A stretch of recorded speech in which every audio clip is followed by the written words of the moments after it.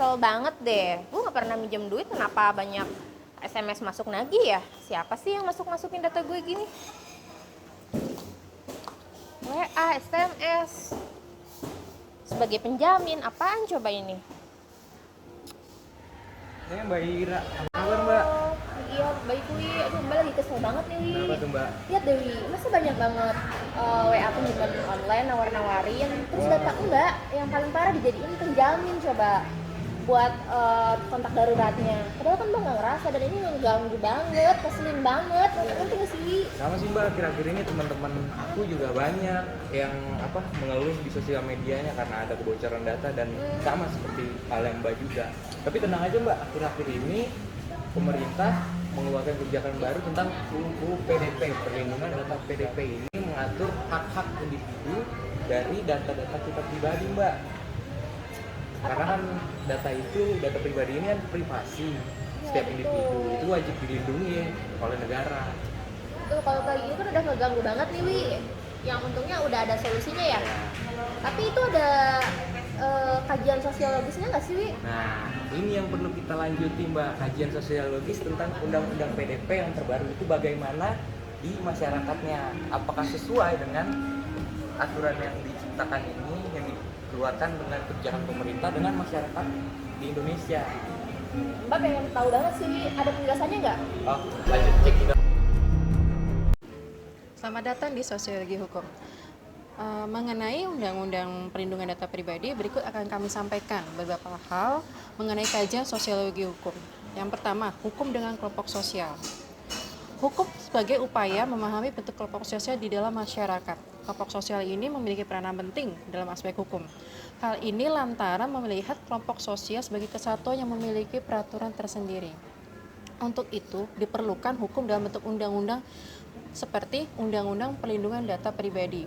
Seperti contoh sebelumnya, yakni mengenai terhadap kebocoran informasi data pribadi yang marak diperbincangkan saat ini.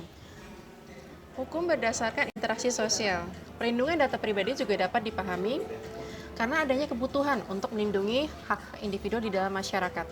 Perlindungan yang memadai atas privasi yang menyangkut data dan pribadi akan mampu memberikan rasa kepercayaan kepada seluruh masyarakat untuk berbagi kepentingan masyarakat yang lebih besar tanpa disalahgunakan atau melanggar hak-hak pribadinya.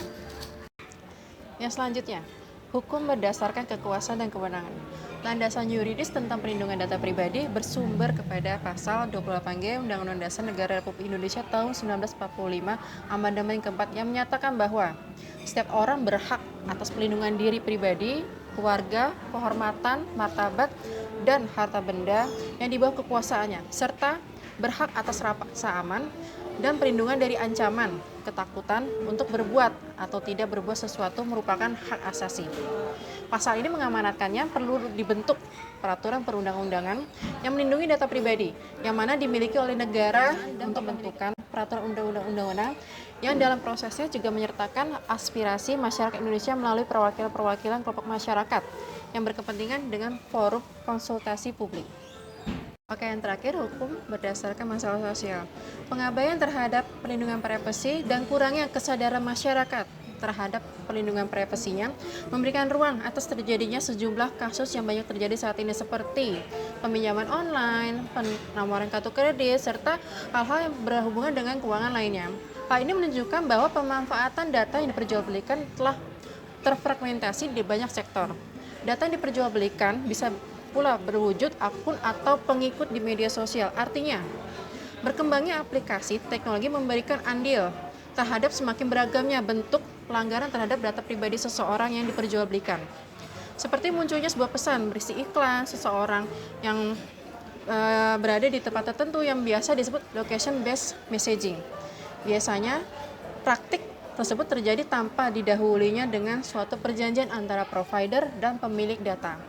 Dengan adanya Undang-Undang Perlindungan Data Pribadi memberikan batasan hak dan kewajiban terhadap setiap tindakan perolehan dan pemanfaatan semua jenis data pribadi, baik yang dilakukan di Indonesia maupun data pribadi warga Indonesia di luar negeri, baik yang dilakukan oleh perorangan maupun badan hukum. Nah, seperti Mas Yulianto. Oke, terima kasih Bapak Rija. Bagaimana dengan Mbak Ira?